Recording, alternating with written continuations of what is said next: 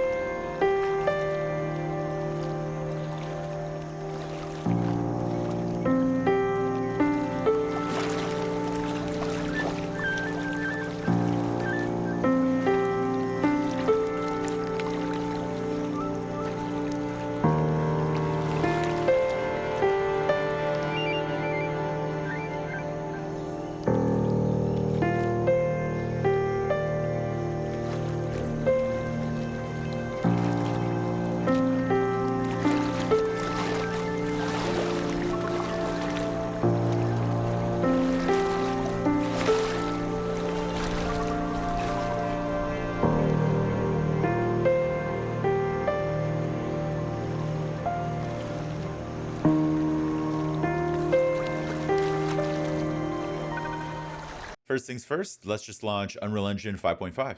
And then after this opens up, I'm just gonna go over to games, click on third person, mainly just so I can get the mannequin. You can pick the project location. So let me pick mine, which is going to be Jungle Cave. Yes. And then I'm just gonna name the project Jungle Cave as well, even though it's not really a cave, and click create. Okay, so now that Unreal Engine is open, the first thing I'm gonna do is set up our level. So to do that, I'm gonna do Control Space to bring up the content browser. And then I'm gonna right click, go over to level, and then just type in Jungle Cave, click enter, and then double click on the level. So now everything is black because we don't have an environment. So the first thing I'm gonna do actually is go up to Window, Environment Light Mixer, and then just click create all the way across, create everything. So now we have an atmosphere and a world. Next, we need the landscape. So I'm going to go up to selection mode up here on the top left, go down to landscape, and then you can change the scale. I'm going to change mine to 50. So it's 50/50 by 100 and click create. Alrighty. So now that we have most of the setup, or now that we set up our level, the next thing is to set up kind of all our plugins and settings so everything's going to work correctly, as well as bring in our static meshes. So the first thing I'm going to do actually is just go up to edit, go down to plugins, and I'm going to type in movie for movie render queue. Let's get that one on. So this one right here, just click the check mark. Next one is going to be water. You're gonna have two. I'm gonna do water experimental, yes, and then water extras, yes.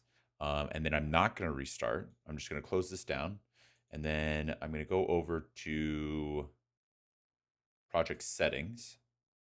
And inside project settings in the search bar, I'm gonna type in substrate, and you're gonna see this substrate under engine rendering, and I'm gonna click all of these on, which is gonna turn on substrate materials for us.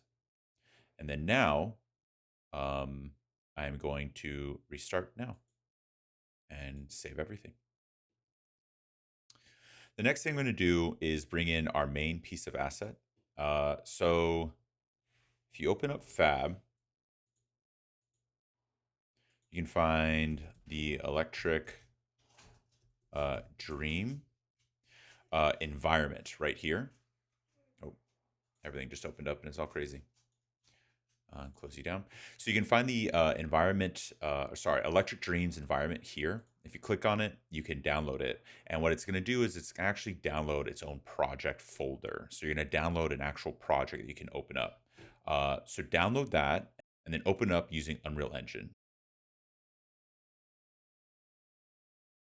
So in my case, I have the Electric Dreams right here under my projects. So download it, you'll see it here, and then just open it up. So now that the Electric Dreams project is opened up, I'm going to do Control Space, and what we're looking for is this assembly folder right here. So what we're going to do is grab all these assets and migrate them over to our project so we can use them in our project and what we're building. So what you want to do is just right click on the folder, go over to Migrate, and then it's now going to grab everything that is connected to this folder. So click OK. And we want to find the project folder in which our project lives. So for me, it's in Jungle Cave and then content. So this folder is where you want to put it in your content folder. So I'm going to do select folder. And then now everything's going to migrate from the Electric Dreams project to the project we just created. Okay, so now that we're back in our project, if I do control space, you're going to see I now have an assemblies folder. But since the assemblies folder is comprised of a bunch of blueprints, it also brought in a bunch of static meshes, which means we also have this Megascans folder. And if I filter for static meshes, you're going to see all the static meshes are going to be appropriate for what we're trying to create. I did, however, bring in two new pieces, and this will be the Nordic beach rock formation and the cracked Nordic beach cliff. You can find these on either Fab or Quixel Bridge. So if you want to use those, which I will be using throughout our tutorial, please download those as well. Just to quickly show you what they look like on Quixel, it'll be, and these assets right here. So download those as well to kind of build out your scene. So the first thing I'm going to do is go over here to the box with plus, go down to the place actors menu, and what we want to do is bring in our water. So let's type in water in the search bar, and you're going to see water body lake. I'm going to grab that and drag and drop. Now, if yours does look different from mine, do not worry. I will be showing you the settings on how to switch it. But the main thing you need to know is if you click once and move it around, you're going to see the entire lake is moving. But if you double click on something like that and then move it, you will actually be adjusting the shape of the lake, which means you're also adjusting the size. So I'm just going to make this a little larger. I think that works. I'm going to pick a side that doesn't have like a big corner, and then I'm going to do control space, and let me type in one unfilter and then type in MANN. Make sure you're on the content so it's looking up everything in the project. And then once you see Manny, just drag and drop Manny and bring him in. The next thing you're going to want to do is go over here to the box of the plus, go over to cinematic, and let's type Cine Camera Actor or grab it. Right click on the actor to pilot, and then let's just adjust our scene so he is in a good spot. And then on the right, you can see film back. I'm just going to make this DSLR. And then universal zoom can stay that way, but I'm going to switch it over to 20, not 28. There we go. That way our scene is nice and keyed up. I like that right there. You go over here to the eject button and eject, and then I'm just going to pin it so it stays on there while I'm building out our scene. Now, the next thing that's going to bother me, so I want to switch it quick, is just the waves. The waves look horrendous, considering this is a lake. So the first thing we're going to want to do is click on the lake. And then over here on the right on the details panel, just keep scrolling down. And eventually you're going to find a wave asset. I think I was past it. Wave right here. So you're going to see wave asset or water waves asset reference. I'm going to change this down to the Gerstner water waves. And then if you keep clicking down, you can now have a bunch of different options to kind of change the way the waves are going to look. So wavelength, max wavelength, I'm going to put it at 500 and 500. That is looking pretty rough. There should be a steepness. I'm going to put it at 0.1 and 0.1. What else can I change here? Max amplitude is going to be at 4. That way it slims down much more. And then I think that's looking a lot better. We can do maybe 3 and 1, or maybe 4 and 1, just to add some variability. And then I think I'm going to keep the min and max wavelength at 500. That way our water is much more lagoon-esque, which is what we're going for. Now we can go to our content browser, and start building out our scene. So the first thing I'm gonna do is go into Megascans, filter for static meshes, and then I'm gonna just start bringing in some meshes to kind of see what I have to offer. So just bring in a bunch of different meshes.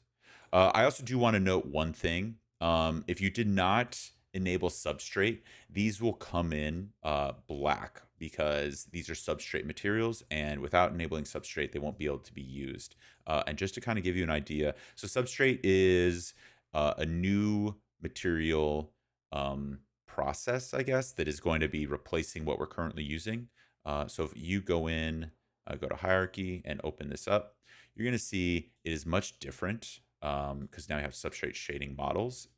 It's much different than what you're used to based on normal materials. So this is kind of like the updated version.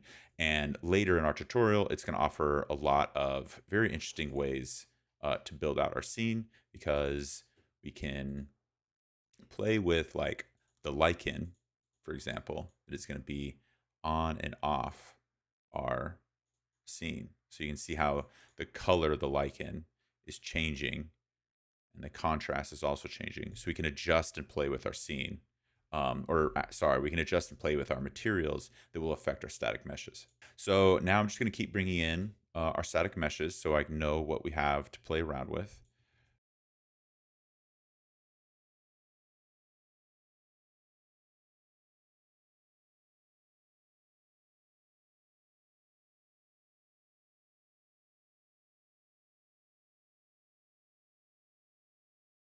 All right, so these are the assets that I'm mainly going to be using to kind of build out the bones of our scene. What I'm going to do is I'm going to start with this one. If you want to copy it, you can click on the asset, go to any of these arrows, and just hold Command or Alt and drag, and it will copy it. And the first thing I'm going to do is kind of just build out our little tunnel. So I have a good idea of what is and is not going to be um, in scene. And then before we start building, you're gonna notice this material looks horrible with the back sticking out. If you want to fix that real quick, just click on it, go over to the material, and then in the search bar, just type in 2 for two-sided, and then just turn this on. Make it a two-sided material, and it will now block light accordingly. Save, and then we can get started on creating the bones of our scene.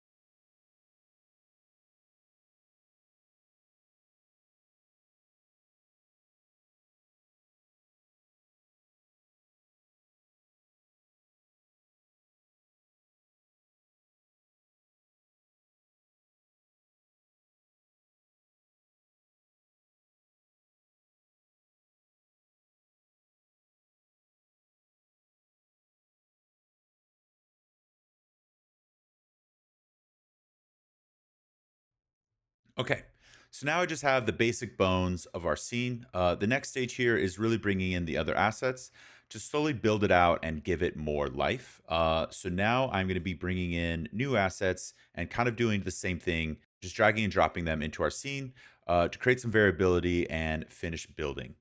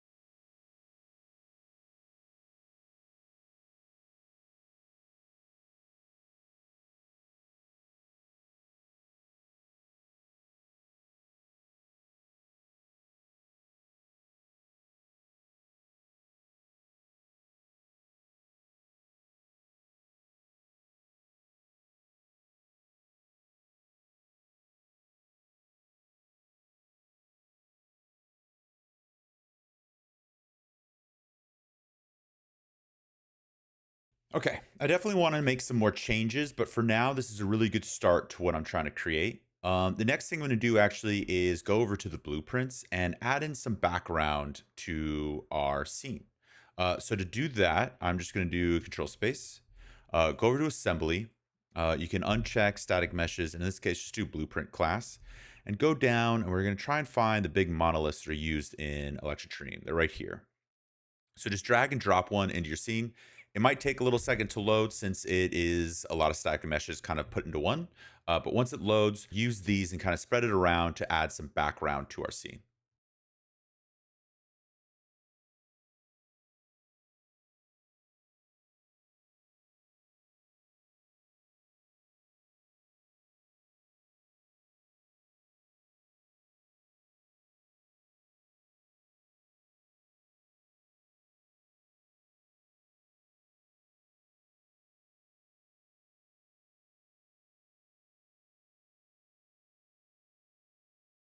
Okay, so this is a good start. The next thing I'm going to do is move the light around to make sure that how I have this set up is going to work with how I want my light set up.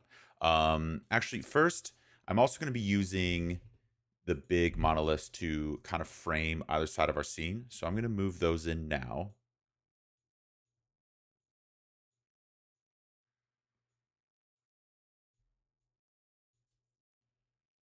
The idea here is just to make sure that I pick a side that kind of makes it feel like it's coming out of a cave. There we go. I think that's a good start.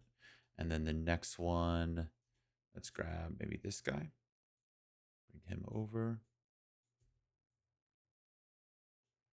Same thing, making it feel like our character, our scene is starting from the inside of a cave. I think that works. And then this one can be a little closer.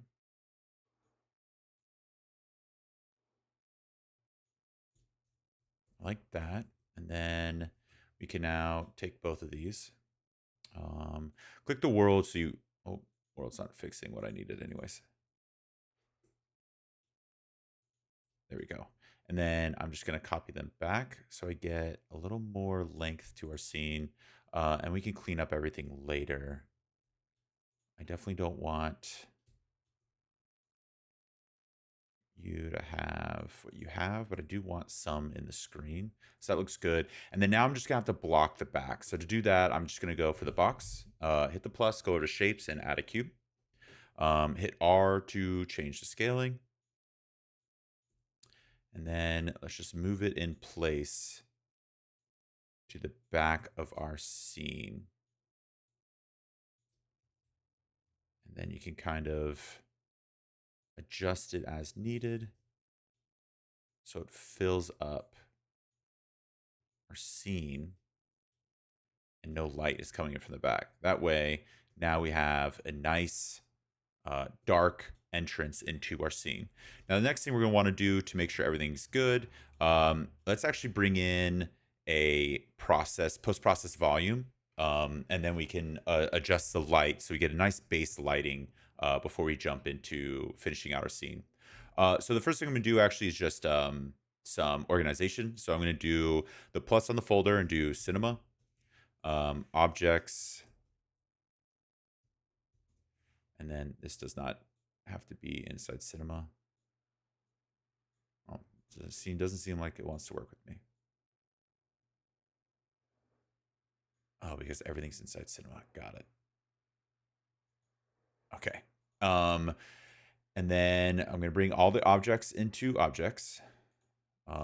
Cinema camera can go into cinema. And then the last one I want to create is environments. So I'll create an environment folder. And I'll add height fog, landscape, the water, sky atmosphere, skylight, and then I think we're missing fog.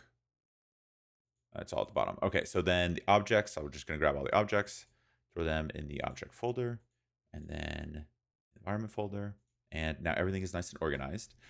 So for the environment folder, the next one I want to create is a volume. So I'm going to go over to the plus, go down to volumes, and then the search bar, you can just type in post, and then click post process volume and add that to environment.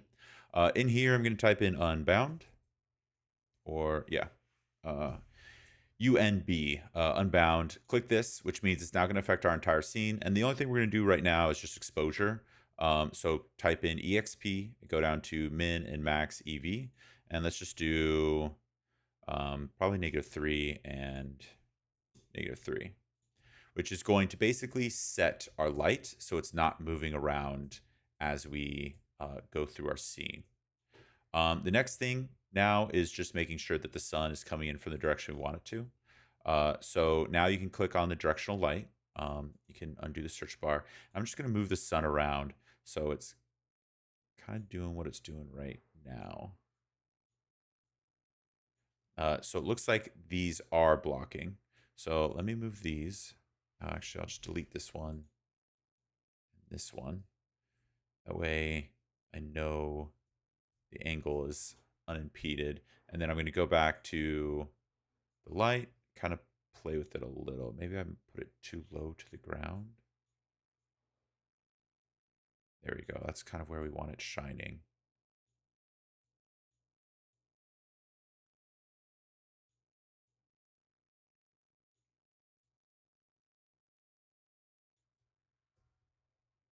I think that's good. We kind of want it coming from darkness to light.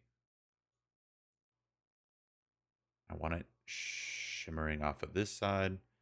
Maybe a gentle hit in here. And then now we can kind of play with that light by using these to kind of obstruct it and offer more of like a cave atmosphere to it.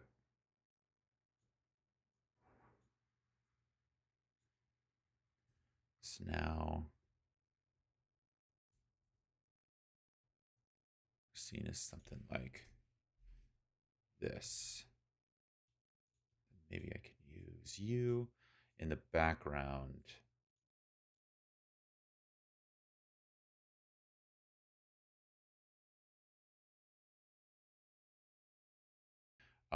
So that is what we're looking like right now. I will say it is still quite bright. You can either adjust the brightness by using exposure, or you can just turn this down. I can maybe just do 8, 6, 5. I think I'll keep this down at 5 for now. So now the next thing I want to do is actually adjust the water slightly as well. So there's two things you can do. We already switched up the waves, so now we can switch up the shadows. So your shadows might not look as clean as mine. If that is the case, what you want to do is scroll all the way down to this water material lake right here. And in here, I think it's AN. And then under water shading, you want to switch this to 0.9 anistrophy. So you switch that to 0.9. If you scroll down, you'll just see water shading. And then the next one is the global vector parameter. You can play with this to kind of adjust the color of our water. As you can see here, I want mine to definitely have like a bluish tint. That way it feels, or sorry, a more aqua tint. Because it's more lagoonish, like it's like a, I don't know, something in the Philippines kind of thing. So I definitely want it to have a nice aquaness to it. You can also play with the scattering as well, add more or less. So play with those as well to kind of adjust the overall look of your water. And then from there, I am now going to kind of finish out every piece of our scene, which means we kind of need to fill out the bottom floor, and then fill out the rest of this so you know it's exactly how you want it to look. No textures repeating. Right now, you can kind of tell it's like the same texture again and again and again. So I still need to kind of hide that. I also want to start moving these rocks around so the roundness throughout the scene fits in as well. So now I'm just going to make the final touches on the overall bones of our scene. So all the static meshes are looking nice and clean before we add in our landscape material. So let's get to it.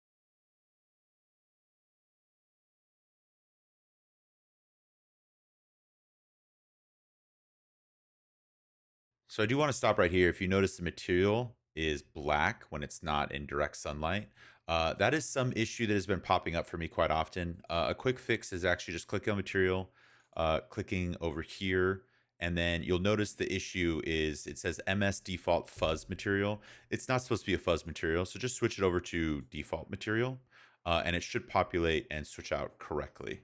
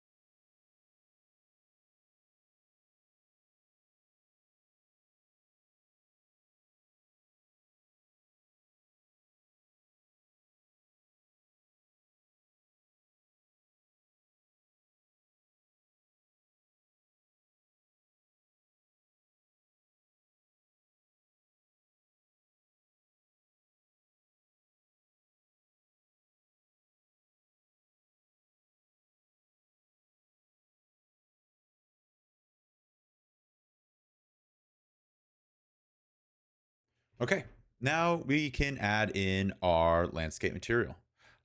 So this one is found via Quixel Bridge. So you want to go up to Window, go to Quixel Bridge, and we can type in tie. Actually, sorry, I have it over here. It is this right here, tie rippled sand. So download this one and bring it into your project, and then we can use this as our floor. So to do that, I'm actually going to go outside over here, do Control Space. We can find Megascans, Surfaces, and then just do Material Instance and add the tie rippled sand to your. Ooh, click on it, click on your landscape, and go over here to this little plus sign to add it to your landscape. Okay. Now that your landscape is in, we can make a few adjustments. One of them being, actually, I think I can't do enable displacement, enable tessellation. Let's see if this works. I actually don't think it does. Close, and then we can go landscape, nanite, click, build data. I don't think nanite will be enabled for this. Let's see if it is. I think it would have already been much larger. Okay. So we can create our own material. So to do that, I'm going to go over to content, do material. I'm just going to name this M underscore landscape and then open it up. The next thing I'm going to do is make you wide and do control space again to bring up the content browser. And let's go back to surfaces to rippled sand. We want to bring in the textures in here. So the first one can be normal or albedo, normal, and then the ARD. And then let's add in a texture coordinate. S click, and we can name this tiling. And then M click to get a multiply node. You want to go 1, 2, 3, and then plug it into every single one. Change the value for now to 1. And then now over here, we can do albedo into base color, normal into normal. And the ARD texture is a packed texture, which means ARD is standing for ambient occlusion, roughness and displacement in the order of RGB. So that means ambient occlusion, roughness and displacement. We're not going to be using ambient occlusion, but we can use roughness. So plug G into roughness, and then B is going into displacement. So right now displacement is off. What you want to do is go over to click on your landscape node and type in TESS for tessellation, enable, and now displacement is enabled as well. The next thing we want to do, since displacement is usually way overboard, is change this all the way down to 0.1. And then let's apply, save. Then we can click on our new material, click on our landscape, and we'll I did not need to rebuild. And then here, sorry. Control space, click on our landscape material, then click on our landscape, and then go over here and click the plus, and it'll switch out our material for the landscape material, which should effectively have nanite enabled. Which is going to look better, much better when it comes to lighting. The only other one is I think our tiling is kind of small. You can go in here and just change this down to 0.2, apply. And then if I close this, now it's looking much larger and much more appropriate to the size of our map. And now we have our landscape material. So the next thing we're going to want to do is actually add wetness to our static mesh. So as you can see right now, there's no difference in the color between where the water's touching and where it isn't, which isn't very realistic. So we want to add that in. Unfortunately, the Nordic pack that you used to download from the Epic Marketplace would come with this already added in, so you can kind of add that feature around. Now that is gone, which means we have to bring it in from another source. So luckily, I saved it over on Gumroad. So if you go to the description below, you'll see a link to Gumroad. Click on that, and that's going to take you over here to UE 5.5 Shore Wetness. This is completely free, so just type in 0. I want this, 0 again, and get. Once you download it, what you want to do is download it directly into your content folder for Jungle Cave. So just click download into the content folder, so save. And then you're going to see this right here, which is material function underscore shore wetness. Now, what you're going to do with that is you're going to click on any of these materials, since they're all sharing the same parent material from Quixel, which is MS default material, VT dynamic layering. Click on that, and you're going to see this right here. And then what you want to do is control space and click on your material function. Actually, I apologize. There's no need to do that. Just drag and drop your material function into your main Quixel Bridge material. And what you want to do is right here between the ray tracing quality switch replace to the break materials, you just want to add this in. So now there's a wetness component added in between the two. And you always see the wetness is already being used. So if I click apply, save, and then close out, you're going to now see that since all these materials are using the same parent material, that they all look or all have now wetness based on their height value. So for example, if I take this rock and I bring it low, you're going to see it is getting wet the closer it gets to the water, and then less wet further away, which is exactly what we want. And now that we have our wetness added to our static meshes, we're also going to want to add it to our landscape, as well as any other Quixel Bridge materials that aren't using the same parent as everything else. So first we can go down here and just click on this material and use the MS default material, which is this parent. And we can do the exact same thing, just drag and drop the shore wetness in. And at this point is where you're actually going to drag into here and let the results go in and in.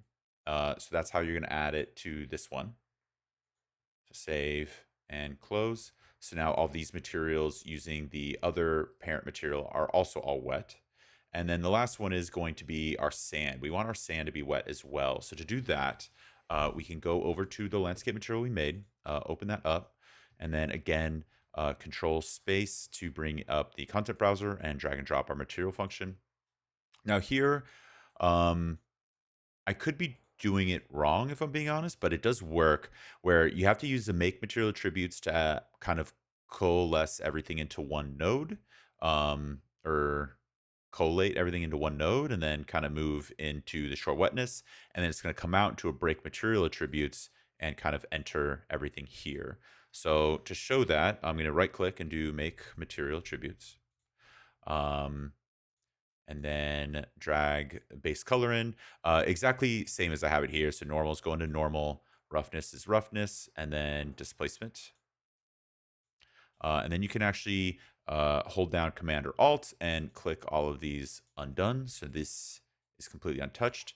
And then all of this is going to go into our shore wetness and then come out on the other side with the break material attributes.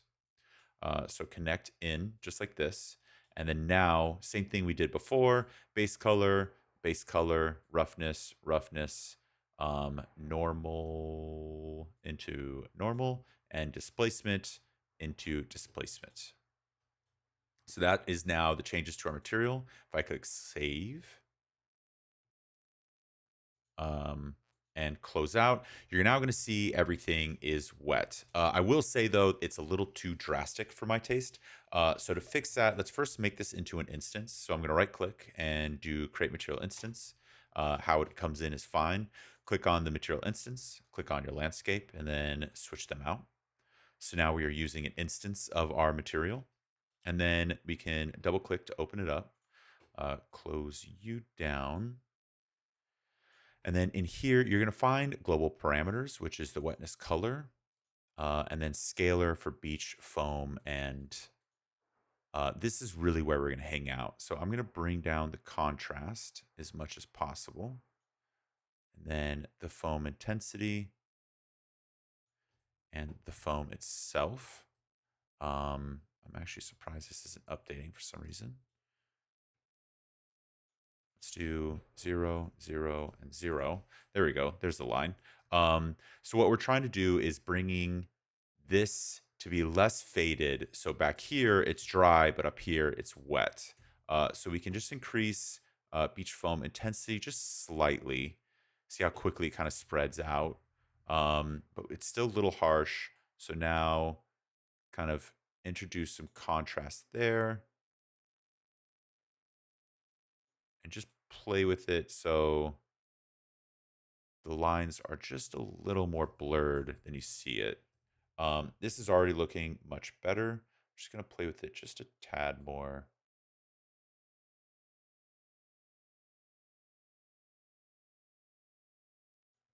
Yeah, like that. Hey guys, I hope you're enjoying the tutorial. If you made it this far and you're not subscribing, please do. It helps me out a ton, and let's get back to it. Okay, so now on to foliage. If I do control space and go to Megascans folder and filter for static meshes, you're going to see we have a bunch of really good assets we can use. And for the most part, these are the only assets I'm going to be using, but I do want to bring in a few new ones.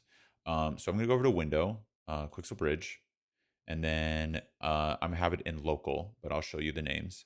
So the main things I'm going to be downloading are Broom Creeper. This is what we're going to be kind of hanging as our hanging shrubbery throughout. And then the next one is maybe just a starfish or two and some Thai Beach Coral Pack, just to add some rocks underground. And then you should be good to go. Actually, sorry, not underground, underwater. So now the next thing I'm going to be doing is doing control space. And I'm just going to be adding the broom creeper throughout our scene to kind of fill it out. So just follow along as I drag and kind of bring the broom creeper throughout our scene.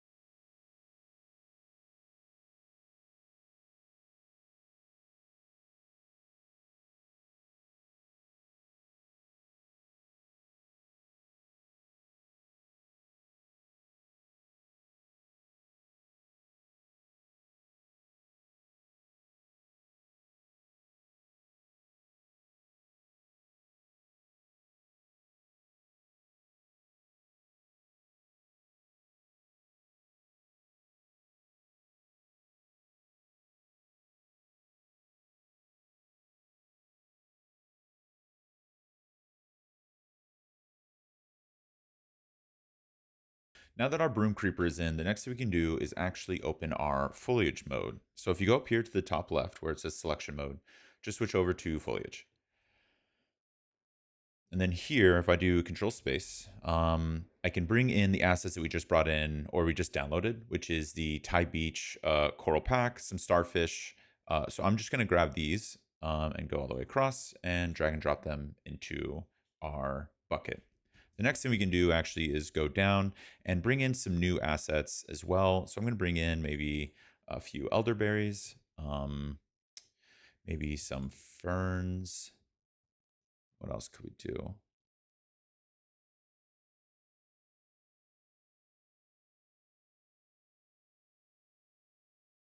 I think that's looking good. I'm also going to bring in some small rocks.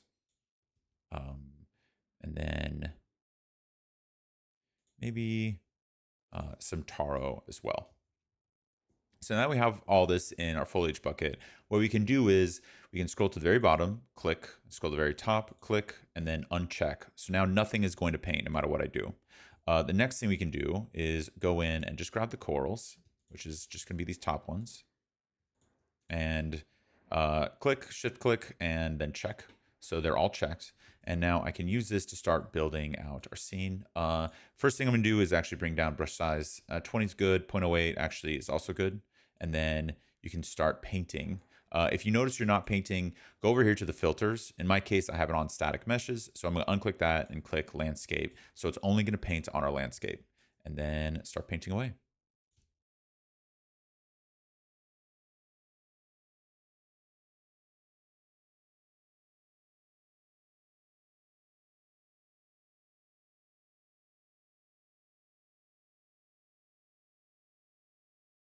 Next thing we can do is paint on our starfish. But if I go over here actually and start painting, oh, shift click and unclick all the corals. So now only the starfish is done.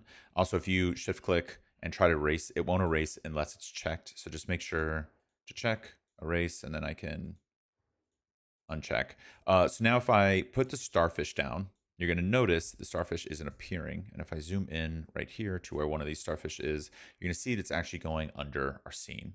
Now, what is going on here is, let me just erase.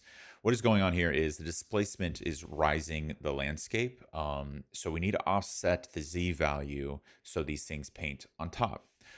It worked for our rocks because we want our rocks to be slightly submerged into the sand, but we don't want our starfish to be that submerged to the point where you don't even see them. So what you want to do is go starfish, starfish, make sure your starfish are highlighted, and then you can actually go down into the Z offset. I'm pretty sure 4 was correct. Let me paint. Yeah, 4 is way too far above. So let's do 2. Because the max is also 2 now. Still a little far above. Maybe just 1 and 1. Paint. And now it's a little far in. So maybe just 1 to 1.5. And now we are going to get a nice variety of starfish that are above and below the ground. Okay, sorry about that. So now erase them all, and now you can add in your starfish throughout your scene wherever you want. The other thing I do want to note is remember you adjusted, or I adjusted, if you did the same, the paint value. So I'm just going to bring this down to 0.08 and start painting away.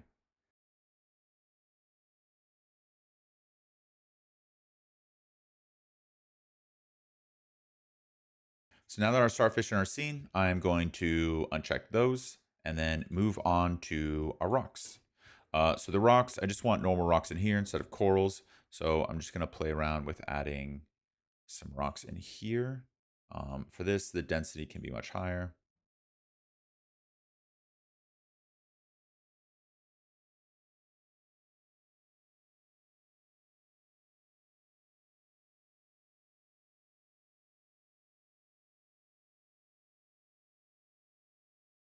Now our rocks are in our scene. Everything's looking good. The last piece here is just adding in our foliage. So now I'm again going to click, shift click, and uncheck so we have no rocks. And then now let's just check in our plants. 1, 2, there we go.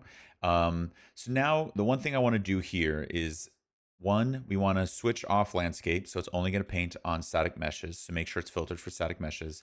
The next thing is if you actually highlight everything, so let me go down and highlight everything. I'm just going to highlight all of it. Since we're not painting the rocks, it doesn't matter if we're changing the rock parameters. But if you go down on the left-hand side and you see ground slope angle, 0 to 45 means it's only going to paint on a 0 to 45 degree angle foliage, which is good. But in this case, we want to actually narrow that just a bit more. So it's only painting on these areas. And then now that that is set to 30, I'm going to go and start painting.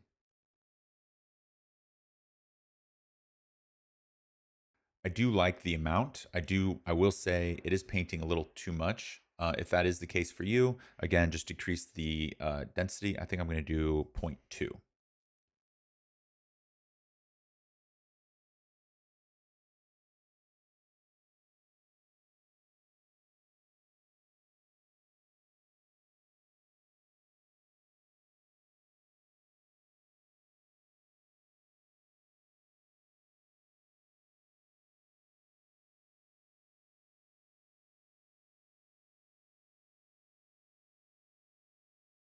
Okay, so now that all that is in, the last thing I want to do on the foliage is just to fill out our scene. I do want to play more with our ferns. So I'm going to click everything else and uncheck.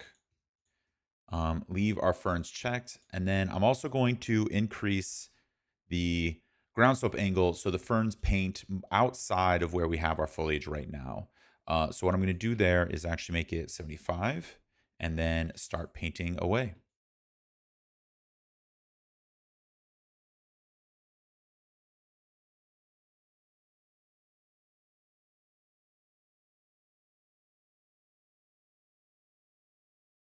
So now that all our foliage is painted on, the next thing we can do is just go around, check everything on. So I'm going to go up here.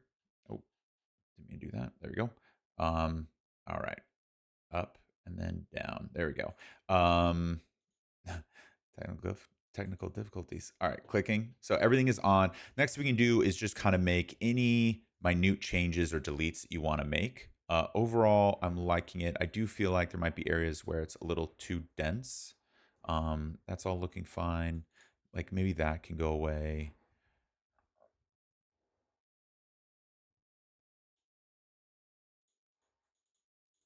Just thin things out if you feel like it might need to be thinned.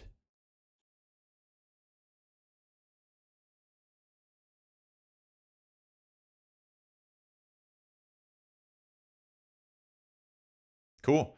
So these are all the final changes. So our scene is pretty much done. The next thing now is really just adjusting the lighting and then setting up the camera sequencer. So to do that, I'm going to go over to the right-hand side. First, I can organize my objects. So I'm just going to bring everything we just added to our scene into the objects folder. Close that. Next, I'm going to go into environment, or exponential height fog. And if you scroll down, you can find volumetric fog. I'm just going to click this on, and then we can reduce our scene just slightly because I want the shine there, but I don't want it to be a little too much. And then now I can adjust the angle of our scene. I don't know why this doesn't want to work. There we go. So it's kind of lighting up and shooting down and making it look all magical. The next thing we can do is if you want, you can play a little more in the height fog. If you want more fog, you can adjust the fall off. So maybe if it falls off in the background or doesn't show as apparent close to the screen, so I can push it back slightly if needed. Next one is the fog density. I can make it very foggy or less so. In my case, I like it because it adds a little bit of shine, but I don't want too much of it. And then by playing around with this, you'll also kind of change that parameter. I think this is the perfect place to be. The next one is I can go into our little clapperboard up here on the top left and add our level sequencer. So I'm going to name this ls underscore main and click save. And then I do have a full tutorial on how to use this. So I'm not going to be teaching how I shot every shot that I show in this, but I will be showing the basic setup so you can kind of create this one initial shot if you would like. If you do want to know more, though, I will have a tutorial linked above for you to learn more about the camera sequencer. So now we don't really need our mannequin anymore, so I can delete our mannequin. And then if I go over to add, I can go to actor to sequencer and then find our camera, which is now going to be here. And then now I am on the view of our camera. So the first thing I'm going to do actually is probably come out right here. And then, so I can go down to transform. So everything in the camera sequencer works by keyframes. So keyframe is basically keying the frame. So now the frame is locked here. And if I want to move, so the transform of our camera is locked to this position. So if I move the playhead, move forward and click it again, and then go back, oh, it is basically going to move between those two frames. Very intuitive and good piece of software. So in my case, I want it to start here, and then I'm going to go to the very end of our scene, which we can also increase. So at the very bottom, I'm going to make this maybe 450. Actually, in my case, 1,000, because I'm not going to be doing a 450 scene. So I'm going to drag this all the way across to maybe 600. And then I can drag this little red bar to 600 as well. That is mainly the in and out of our sequence. So when we render, it's only going to render what's in between the green and red bars. And then I'm going to go all the way to the end. And now I can move the camera. And then let's go maybe right through this little pocket and move up. Maybe like right here. And then let me click transform. And now if I go to the very back, it is going to be moving from frame to frame. This nice little cool hero shot kind of heading through. I do want to adjust this so it doesn't go through perfectly. So maybe right here, I can hold on and maybe just adjust it a little down and to the left and then do transform. So maybe it'll now smoothly go through the opening so it's not cutting directly through our little vines, and then head up and be a nice little hero shot. I might actually do even one more. Is the focal length is 28, so maybe right here I'm going to click frame, so 28, and at the very end, let's see if any, yeah, I think maybe 24 might be a really nice ending frame, and I can even kind of look up a little more. And then now let me key it in. If you're ever quite sure, you can always click plus and minus to zoom all the way in. So it looks like this and this are two different shots. We want to close this out. There we go. So now everything is correct. Hitting minus, so we back up. And then let's see our scene.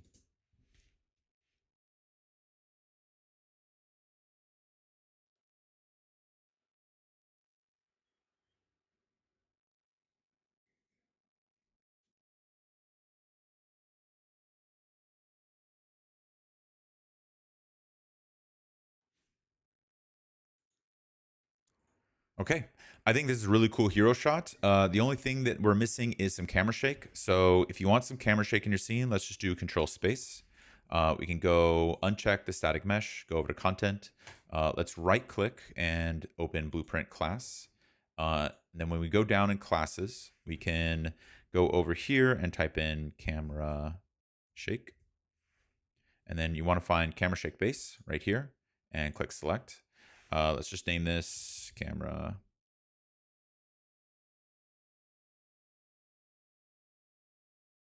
Okay, sorry, the save got in the way. Rename camera shake.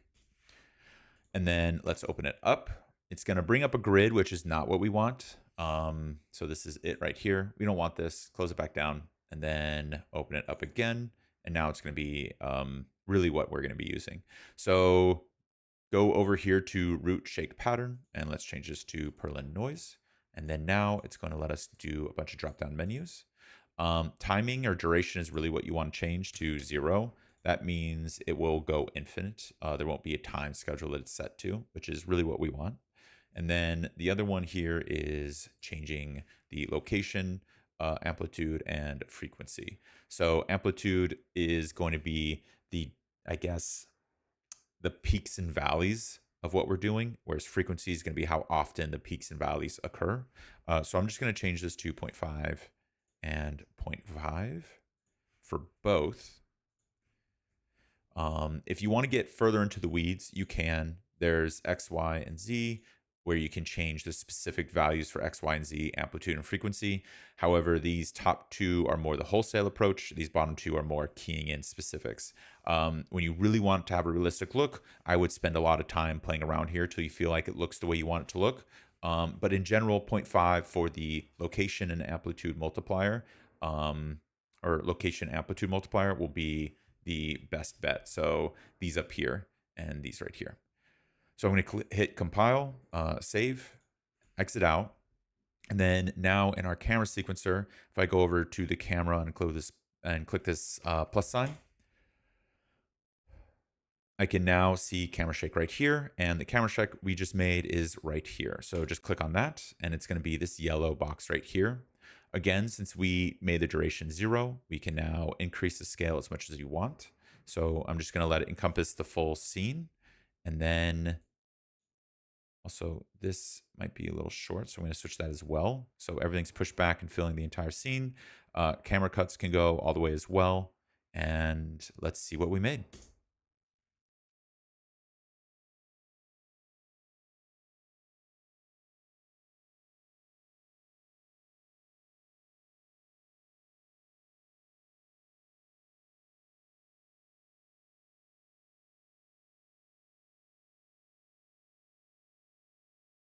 Okay, perfect. This is looking really good. I do want to just mention a few things. If you do want to make more tailored look to your scene, one thing to note is, oh, I can get out of the camera, is if you click on any of these materials and open them up, since they are substrate and straight from the Electric Dreams, you can make a lot of really interesting parameters change. So I can change the oxidation, the moss, and then I even think some of these have lichen, like right here. So if you do want to make any adjustments to the materials, that is a quick and easy way of doing so. You can also adjust the water line if you wish. So you can click on it. And the same way we adjusted the water line for the sand is the same way you can adjust the water line for any of these materials. So again, I definitely suggest you go in, play around. Substrate is going to become something that is very commonplace in the future. So learning it now might just save you a headache later. But yeah, the next and last thing to our tutorial is just teaching you how to render. So if I go over and hit Control Space, we can open up our sequencer. So we already activated this, which is the movie render queue. Make sure that this little dot is clicked so movie render queue is being used. And then all you need to do is click on our clapperboard, and you're going to get this screen right here. If you go over to unsave config, you're going to get some options. So if you just exported right away, this is the normal export settings, which is JPEG sequence and then deferred rendering. And anti-aliasing is already semi built in. Actually, it's not. You have to add it. So it's a very simple export, but we want to change these settings to be a little better. So to do that, just go over here to this little plus settings. And what we want to do is add in anti-aliasing. We want to add in game overrides, and we want to add in .exr. So just to explain these, 16-bit and 8-bit is the amount of information they hold.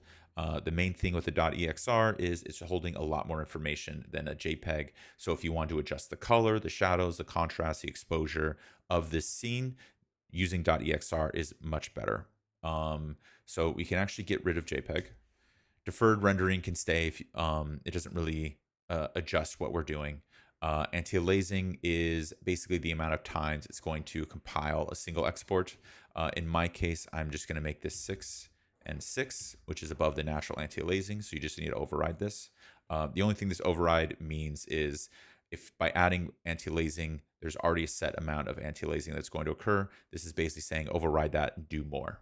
So nothing really new there. I'm actually gonna make this 12. And then the last thing is game overrides. Game overrides is basically overriding your entire system to max your settings to the absolute. So this is going to keep it in cinematic quality, make the shadows nice, reduce all the LODs to 0, stuff like that. So another good thing to add. So click accept there. Actually, sorry, one last thing is in the output, you can change your output resolution, your output directory, where you want it to be outputted, and then your file name, you can change the file name as they're being exported. But other than that, click accept, and then right here at the bottom, just hit render local, and you are good to go. So I hope you guys like this tutorial. Please like and subscribe. It helps me out a ton. If you want to learn anything more, please check the description. I have a bunch of relevant tutorials linked down below. And like always, I will catch you guys on the next one.